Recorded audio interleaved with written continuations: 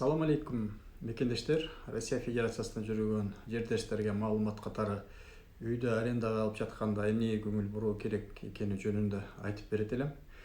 Өзүңөр билесиңер, айрыкча Москва шаарында кыймылсыз мүлк тармагында көптөгөн мошеннический схемалар менен иштеген черный риэлторлор көп. Черный риэлторлорду эмне үчүн кызыктырат? Анткени орточо эсеп менен 2 бөлмөлүү үйдү алып жатканда 70 миңден 100 миңге чейин каражат кетет.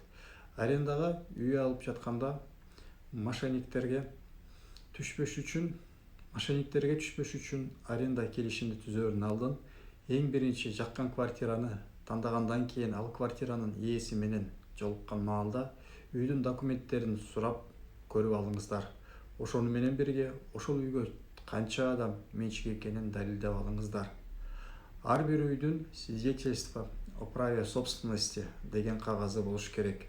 2016 жылдан тартып выписка ЕГРН деп коет, выписка с единого государственного реестра недвижимости деген документте канча адам менчиктик кылаары жазылып турат.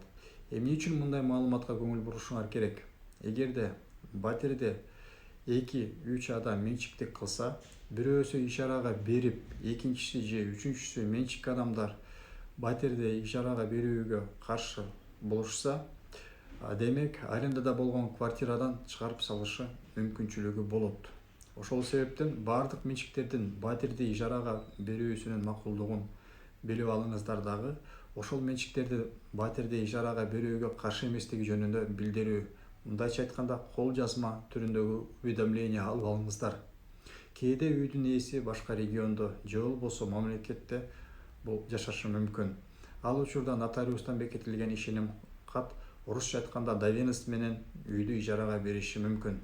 Ошол эле маалда берилип жаткан үйдүн ээси жок болсо, жок болуу себебин жакшылап текшерип алгыла. Андан кийин батирди ишарага алуу келишими толтурулат. Ал келишимдерди толтуруп жатканда өзүңөргө ыңгайлуу болгон шарттарды киргизүүгө сунуштарды берсеңер болот. Мисалга айтсак, батирде канча адамга чейин жашасаңар болот деген маалыматты жазып, бирок ошол эле маалда жашоочу адамдардын тизмесин бербей санын жазып койсоңуздар, кийинчерээк чогуу жашаган адамдардын санына жараша адамдар менен чогуу жашасаңар болот. Эми ишара келишиминде ким жана кимдин ортосунда ишара келишими түзүлүп жатканы, аренда үчүн ай сайын канча суммадагы акча төлөнөөрү, канча айга батир арендага берилери жана берилип жаткан батирдин баардык өзгөчөлүктөрүн, батир менен чогуу берилип жаткан эмеректердин тизмесин, арендодатель менен арендатордун ортосундагы милдети жана укуктары жөнүндө маалыматты жазылыш керек. Ошол эле маалда өзгөчө мекендештерге көңүл бурула турган нерсе, ижара келишиминин өз убагында эрте жоюлушунун эң негизги критерийлерине көңүл буруу керек. Анткени ушул пункттардын негизинде досрочное расторжение договора аренда деп кээ бир риэлторлор ижарага бериле турган үйлөр аркылуу карусель методу менен ар кандай ай сайын досрочное расторжение договора деп договорду мөөнөтүнөн эрте жоюп, жаңы адамдарга ижарага беришип акча табуу амалын кылышат. Эгерде договорду мөөнөтүнөн эрте жоюу амалына келип калган учур болсо, мындай учурларда риэлторлор полиция кызматынын чакырышып коркутушат.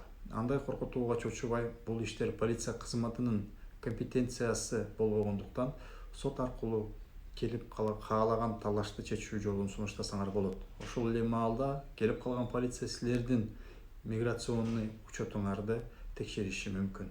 Ушул жагдай көпчүлүк биздин мекендештер жашабаган адресте учету турбаганы үчүн көпчүлүк укуктарынан баш тартууга жана укуктары тепселенишинин себеби болуп турганы көпчүлүккө маалым.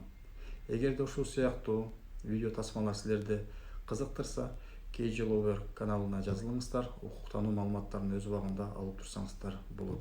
Көңүл бургандарыңыздарга чоң рахмат. Сиздерди урматтап, Мирбек Столбекович.